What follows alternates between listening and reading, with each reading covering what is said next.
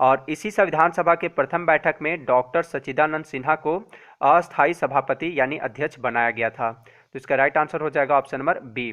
और देखिए यही क्वेश्चन एग्जाम में इस टाइप से भी पूछा जाता है कि संविधान सभा के उद्घाटन अधिवेशन की अध्यक्षता किसने की थी। तो इसका राइट आंसर हो जाएगा डॉक्टर सच्चिदानंद सिन्हा। ठीक है, नेक्स्ट क्वेश्चन देखते हैं। 11 दिसंबर 1946 को किसे संविधान सभा का अस्थायी अध्यक्ष चुना गया था। देखिए पहली बैठक हुई थी 9 दिसंबर 1946 को, जिसमें डॉक्टर सच्चिदानंद सिन्हा को अस्थायी अध्यक्ष बनाया गया था। ठीक है, अस्थायी अध्यक्ष। बाद में संविधान सभा के सदस्यों द्वारा 11 दिसंबर 1946 को डॉक्टर राजेंद्र प्रसाद को, ठीक है, डॉक्टर राजेंद्र प्रसाद को संविधान सभा का अस्थायी अध्यक्ष नियुक्त किया गया था, यानी इन्हें अस्थायी अध्यक्ष बनाया गया था। तो इसका सही उत्तर हो जाएगा option number C, doctor Rajendra Prasad. Question number 3, भारतीय संविधान सभा की प्रारूप समिति के अध्यक्ष कौन थे। तो प्रारूप समिति के अध्यक्ष थे डॉक्टर भीमराव अंबेडकर। ठीक है, राइट आंसर हो जाएगा ऑप्शन नंबर सी। और इस समिति में अध्यक्ष सहित कुल कितने सदस्य थे, तो 7 सदस्य थे। क्वेश्चन नंबर 4, भारतीय संविधान कब अंगीकार किया गया था। तो यह जो है भारतीय संविधान को संविधान सभा द्वारा अंगीकार यानी कि इसे अपनाया गया था 26 नवंबर 1949 को। ठीक है, 26 नवंबर 1949 को। राइट आंसर हो जाएगा ऑप्शन नंबर डी, 26 नवंबर 1949। और इसे पूरी तरह लागू कब किया गया था, तो 26 जनवरी 1950 को।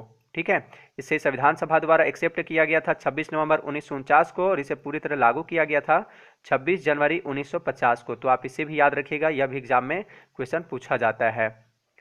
क्वेश्चन नंबर 5, निम्नलिखित में से किस तिथि को भारतीय संविधान लागू किया गया था। अभी मैंने आपको बताया कि इसे स्वीकार किया गया था 26 नवंबर 1949 को और लागू किया गया था 26 जनवरी 1950 को। ठीक है, तो इसका सही उत्तर हो जाएगा ऑप्शन नंबर ए, 26 जनवरी 1950 को। ठीक है, एक इंपॉर्टेंट फैक्ट जो आपको याद रखना है और वह है भारतीय संविधान बनने में कितना समय लगा था, तो 2 साल 11 महीना 18 दिन का समय लगा था। ठीक है, क्वेश्चन नंबर 6, भारत की संविधान सभा का संवैधानिक सलाहकार कौन था। तो भारतीय संविधान सभा का संवैधानिक सलाहकार था सर BN राव। तो इसका राइट आंसर हो जाएगा option number C, sir BN Rao.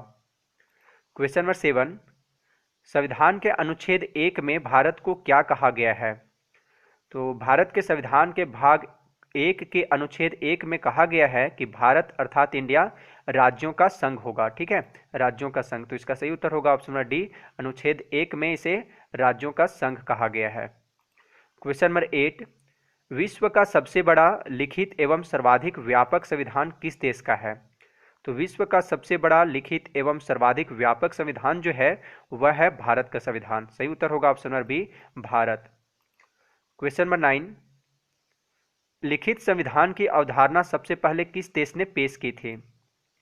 तो लिखित संविधान की अवधारणा यानी इसका आइडिया जो है सबसे पहले प्रस्तुत किया था फ्रांस ने। ठीक है, तो इसका सही जवाब होगा ऑप्शन नंबर बी, फ्रांस। लेकिन अगर आपसे क्वेश्चन पूछा जाए कि विश्व का प्रथम लिखित संविधान किस देश का है, तो इसका आंसर हो जाएगा संयुक्त राज्य अमेरिका। ठीक है, पहला लिखित संविधान किस देश का था, संयुक्त राज्य अमेरिका का, और इसका अवधारणा यानी कि आइडिया जो प्रस्तुत किया था वह किया था फ्रांस ने। ठीक है, तो आप इसे भी याद रखिएगा। और विश्व का सबसे बड़ा लिखित संविधान किसका है, तो भारत का है। क्वेश्चन नंबर 10, भारतीय संविधान में शामिल नीति निर्देशक सिद्धांत किसके संविधान से लिया गया है। यह क्वेश्चन एग्जाम में कई बार पूछा जा चुका है कि नीति निर्देशक सिद्धांत किसके संविधान से यानी किस देश के संविधान से लिया गया है। तो भारतीय संविधान में शामिल राज्य के नीति निर्देशक सिद्धांत जो है यह लिया गया है आयरलैंड से। ठीक है, आयरलैंड के संविधान से। तो इसका सही आंसर होगा ऑप्शन नंबर डी, आयरलैंड के संविधान से। और इसका वर्णन संविधान के किस भाग में है, तो भाग 4 में अनुच्छेद 36 से लेकर 51 के बीच में। ठीक है, अनुच्छेद 36 से लेकर 51 तक है। ठीक है, और एक और बात कि इसे न्यायालय द्वारा लागू नहीं किया जा सकता है, यानी इसे वैधानिक शक्ति प्राप्त नहीं है। नीति निर्देशक सिद्धांत को न्यायालय द्वारा लागू नहीं किया जा सकता है और इसे यानी कह सकते हैं कि इसे वैधानिक शक्ति प्राप्त नहीं है। क्वेश्चन नंबर 11, भारतीय संविधान कैसा है। तो देखिए भारतीय संविधान अंशतः कठोर तथा अंशतः लचीला है। ठीक है, दोनों है। तो इसका राइट आंसर हो जाएगा ऑप्शन नंबर डी, अंशतः कठोर और अंशतः लचीला। लचीला इस मायने में है क्योंकि इसके अधिकतर प्रावधानों को संसद द्वारा साधारण बहुमत से संशोधित किया जा सकता है, जबकि कठोर इस मायने में है क्योंकि इसके कुछ प्रावधानों को संशोधित करने के लिए विशेष प्रक्रिया अपनाई जाती है। इसलिए भारतीय संविधान अंशतः कठोर तथा अंशतः लचीला है। क्वेश्चन नंबर 12, स्वतंत्र भारत के प्रथम कानून मंत्री कौन थे? तो स्वतंत्र भारत के प्रथम कानून मंत्री कौन थे? वह थे डॉक्टर भीमराव अंबेडकर। ठीक है, सही आंसर होगा option number D. Jawaharlal Nehru जो थे यह भारत के पहले प्रधानमंत्री थे। वल्लभ भाई पटेल ये भारत के पहले गृह मंत्री थे। तथा मौलाना अबुल कलाम आजाद जो हैं ये जो थे ये भारत के पहले शिक्षा मंत्री थे। क्वेश्चन नंबर 13, गीत जन गण मन को भारत के राष्ट्रगान के रूप में किस वर्ष स्वीकृत किया गया था? यह एग्जाम में कई बार क्वेश्चन पूछा जा चुका है। ठीक है, तो जन गण मन को 24 जनवरी 1950 को भारत के राष्ट्रगान के रूप में स्वीकृत किया गया था। तो इसका सही उत्तर होगा ऑप्शन नंबर सी। ठीक है, 1950 में। कब? 24 जनवरी 1950 को। और इसे सर्वप्रथम यानी कि पहली बार कब और कहाँ पे गाया गया था? तो इसे सबसे पहली बार यानी सर्वप्रथम गाया गया था 27 दिसंबर 1911 को। ठीक है, 27 दिसंबर 1911 को कांग्रेस के कलकत्ता अधिवेशन में। ठीक है, किस अधिवेशन में? कांग्रेस के कलकत्ता अधिवेशन में 27 दिसंबर 1911 को जन गण मन को पहली बार गाया गया था। और राष्ट्रगान को गाने में कितना समय लगता है? तो 52 सेकेंड का समय लगता है। ठीक है, 52 सेकेंड का। और अगर बात करें कि इसे अगर संक्षिप्त में गाने में कितना समय का मतलब समय लगता है, कितना सेकेंड का समय लगता है, तो संक्षिप्त में इसे गाने में 20 सेकेंड का समय लगता है। तो आप इन सभी बातों को याद रखिएगा। क्वेश्चन नंबर 14, निम्नलिखित में से किस अधिकार को डॉक्टर भीमराव अंबेडकर ने संविधान का हृदय और आत्मा कहा था? ठीक है, संविधान का हृदय और आत्मा कहा था। तो यह किसे कहा था? तो डॉक्टर भीमराव अंबेडकर ने संवैधानिक उपचारों के अधिकार जो है, ठीक है, संवैधानिक उपचारों का अधिकार, इसे संविधान का हृदय और आत्मा कहा था। ठीक है, तो इसका आंसर होगा ऑप्शन नंबर डी, संवैधानिक उपचारों का अधिकार को।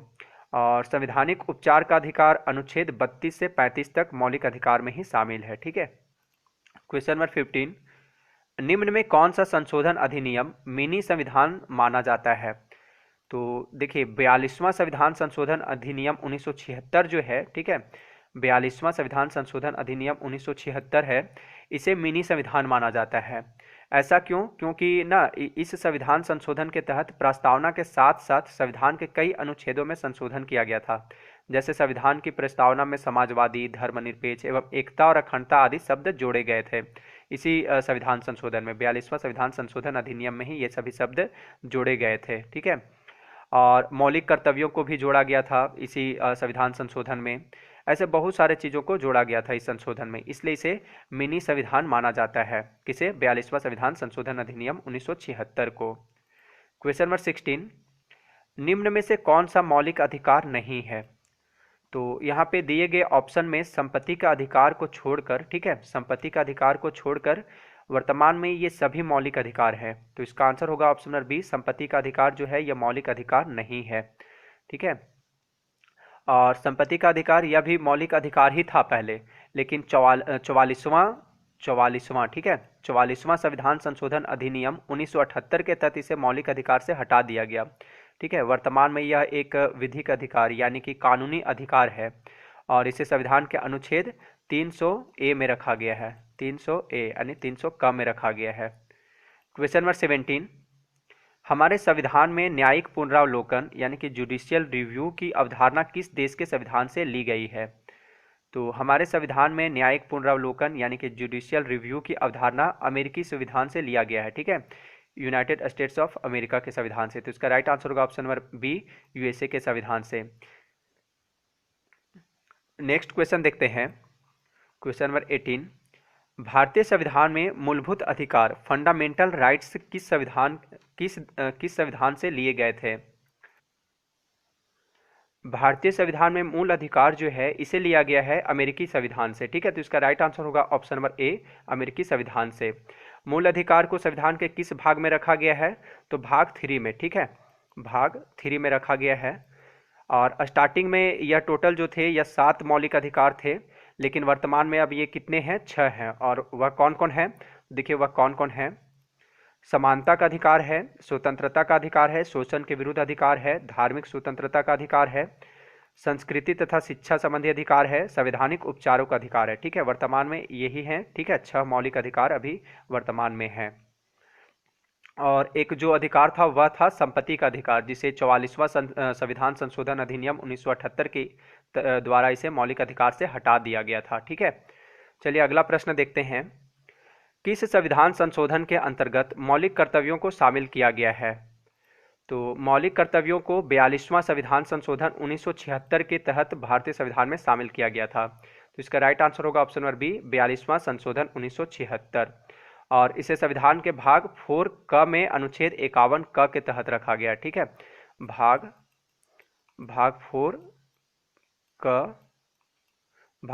क में अनुच्छेद 51 क में रखा गया है। ठीक है, मौलिक कर्तव्यों को, तो आप इसे भी याद रखिएगा, यहाँ से भी एग्जाम में क्वेश्चन पूछा जाता है।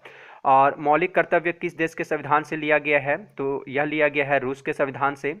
एक क्वेश्चन यह भी देखने को मिलता है एग्जाम में कि किसकी अनुशंसा पर भारतीय संविधान में मूल कर्तव्यों को जोड़ा गया? तो इसका राइट आंसर होगा सरदार सुवर्ण सिंह समिति की अनुशंसा पर। ठीक है, कौन सी समिति? सरदार सुवर्ण सिंह समिति। क्वेश्चन नंबर 20, अस्पृश्यता यानी कि अनटचेबिलिटी का अंत संविधान के किस अनुच्छेद द्वारा किया गया है? अस्पृश्यता यानी छुआछूत का अंत संविधान के अनुच्छेद 17 द्वारा किया गया है। राइट आंसर होगा ऑप्शन नंबर ए।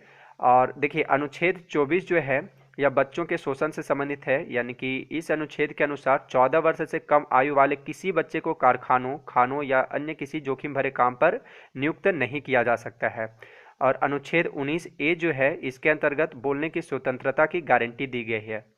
और प्रेस की स्वतंत्रता का वर्णन भी अनुच्छेद 19 ए में ही है। ठीक है, एग्जाम में क्वेश्चन पूछा जाता है कि भारतीय संविधान के किस अनुच्छेद में प्रेस की स्वतंत्रता दी गई है?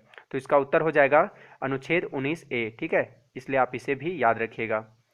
क्वेश्चन नंबर 21, चतुर्थ स्तंभ शब्द का प्रयोग निम्न में से किसे इंगित करने के लिए होता है?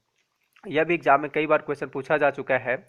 तो देखिए चतुर्थ स्तंभ शब्द का प्रयोग प्रेस तथा समाचार पत्र के लिए किया जाता है। इसका राइट आंसर होगा ऑप्शन नंबर डी, प्रेस तथा समाचार पत्र। ठीक है, इसी के लिए यह शब्द मतलब प्रयोग में आता है।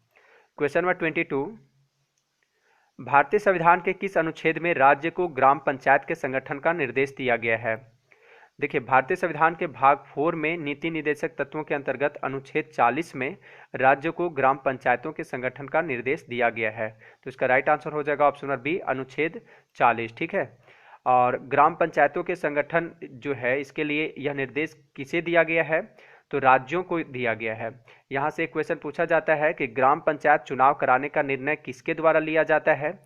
तो इसका आंसर हो जाएगा राज्य सरकार द्वारा। ठीक है, और ग्राम पंचायत की सदस्यता पाने के लिए यानी इसका चुनाव लड़ने के लिए न्यूनतम आयु कितनी होनी चाहिए?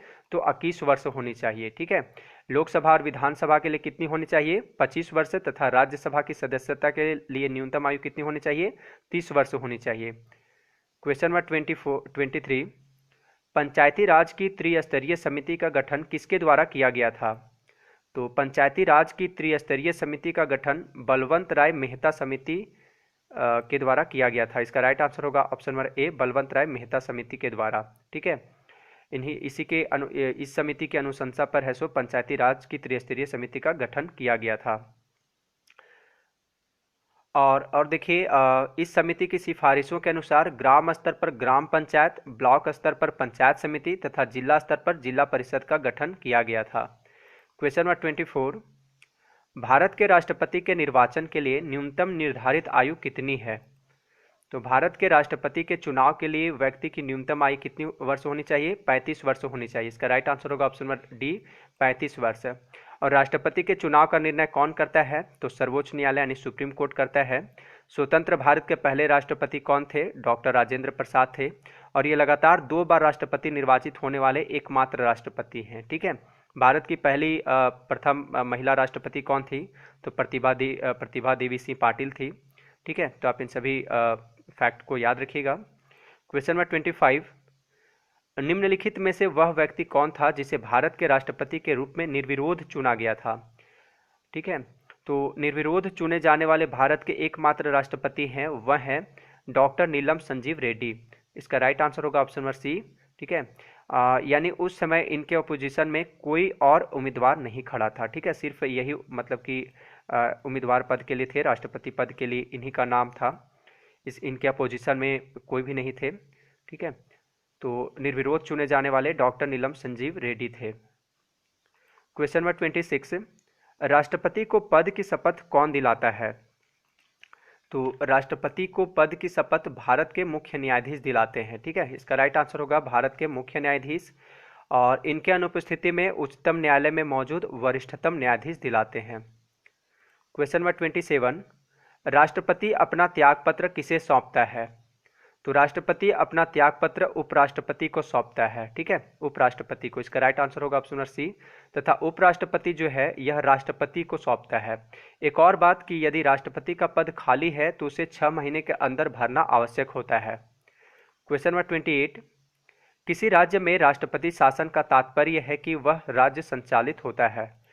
तो देखिए, जब किसी राज्य में संवैधानिक तंत्र विफल हो जाता है तो अनुच्छेद 356 के तहत, ठीक है, अनुच्छेद 356 के अंतर्गत वहां पर राष्ट्रपति शासन लागू होता है, और जब राष्ट्रपति शासन लागू हो जाता है तब उस राज्य के शासन का संचालन राज्य के राज्यपाल द्वारा किया जाता है। तो इसका सही उत्तर होगा ऑप्शन नंबर डी, राज्य के राज्यपाल द्वारा। क्वेश्चन नंबर 29, राज्यसभा में राष्ट्रपति द्वारा कितने सदस्य मनोनीत किए जाते हैं? तो राज्यसभा में राष्ट्रपति द्वारा कुल 12 सदस्य मनोनीत किए जाते हैं, ठीक है, इसका राइट आंसर होगा ऑप्शन नंबर बी, 12 सदस्य, तथा लोकसभा में 2 सदस्य होते हैं, दो सदस्य मनोनीत किए जाते हैं जो कि एंग्लो इंडियंस होते हैं, ठीक है, 2। तो अगर क्वेश्चन पूछा जाए कि लोकसभा में राष्ट्रपति द्वारा कितने सदस्य मनोनीत किए जाते हैं, तो 2 सदस्य मनोनीत किए जाते हैं, चुने जाते हैं, और ये दोनों कौन से क्या होते हैं? ये दोनों एंग्लो इंडियंस होते हैं। क्वेश्चन नंबर 30, राज्यसभा का अध्यक्ष कौन होता है? तो राज्यसभा का अध्यक्ष यानी कौन होता है? वह होता है उपराष्ट्रपति, इसका राइट आंसर होगा ऑप्शन नंबर डी, राज्यसभा का अध्यक्ष उपराष्ट्रपति होता है। और उपराष्ट्रपति का कार्यकाल कितने वर्ष का होता है? 5 वर्ष का होता है। राष्ट्रपति का भी 5 वर्ष का ही कार्यकाल होता है। उपराष्ट्रपति बनने के लिए न्यूनतम आयु कितनी वर्ष होनी चाहिए? तो 35 वर्ष होनी चाहिए। राष्ट्रपति के लिए भी 35 वर्ष और उपराष्ट्रपति के लिए भी 35 वर्ष होनी चाहिए। भारत के पहले उपराष्ट्रपति कौन थे? तो वह थे doctor Sarvepalli Radhakrishnan. Question number 31, संसद बनती है, या कह सकते हैं कि संसद में कौन कौन सा शामिल है, ठीक है।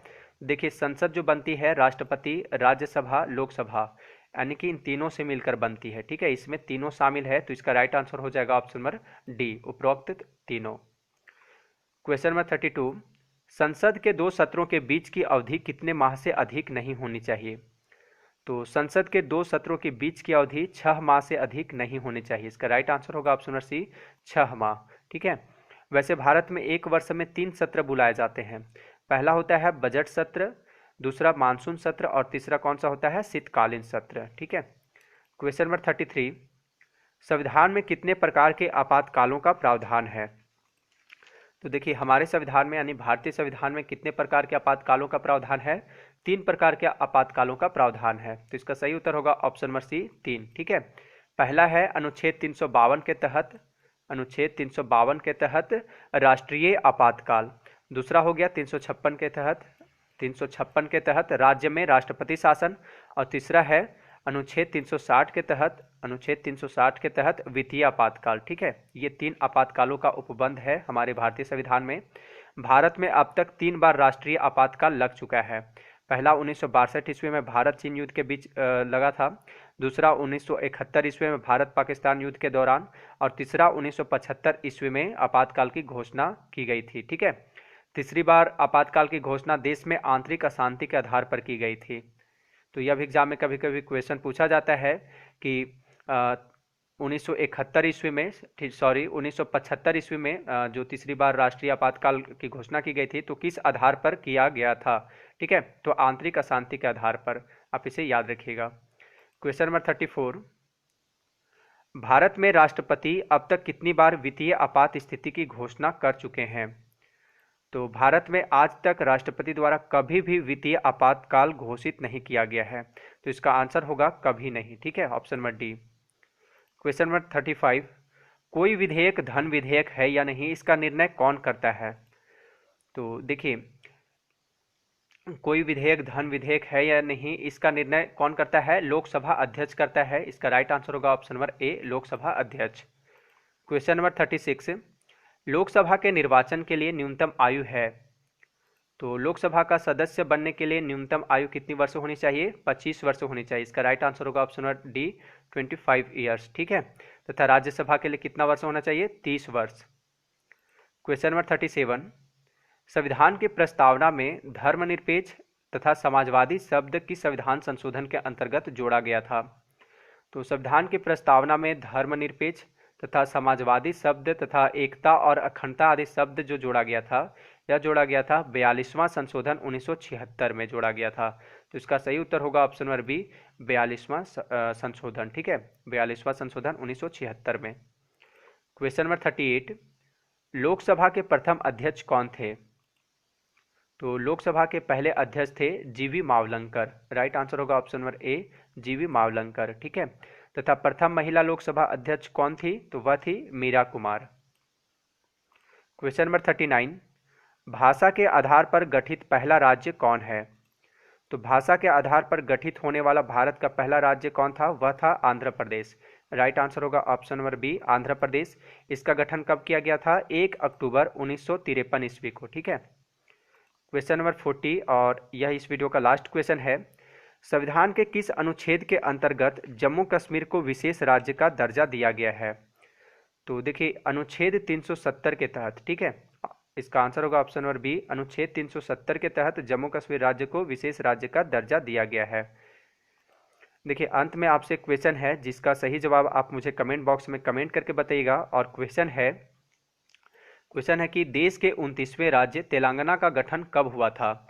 1 अक्टूबर 2014 को, 2 जून 2014 को, 2 जुलाई 2014 को, 1 अगस्त 2014 को। ठीक है, आप इसका जवाब कमेंट बॉक्स में मुझे बताइएगा। और अगर वीडियो अच्छा लगा हो तो लाइक तथा शेयर जरूर कीजिएगा। वीडियो देखने के लिए धन्यवाद।